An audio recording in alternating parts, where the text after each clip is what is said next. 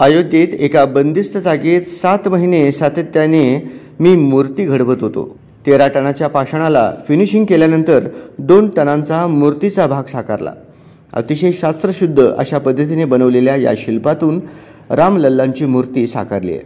शेवटच्या टप्प्यात चेहऱ्याचे काम राहिले होते आणि त्यातल्या त्यात डोळे बोलके हसरे हवे होते, कारण त्यांच्याशी संपूर्ण देश जोडला जाणार आहे याची मला कल्पना होती.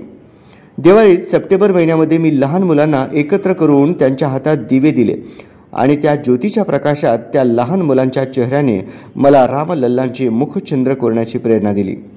2 तासात रामाचा चेहरा मी पूर्ण केला.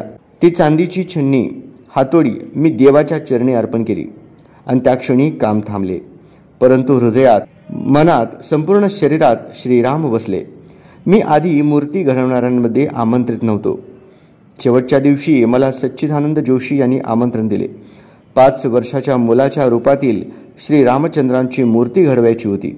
त्यासाठी प्रभू रामचंद्रांचे 1000 फोटो जमा केले.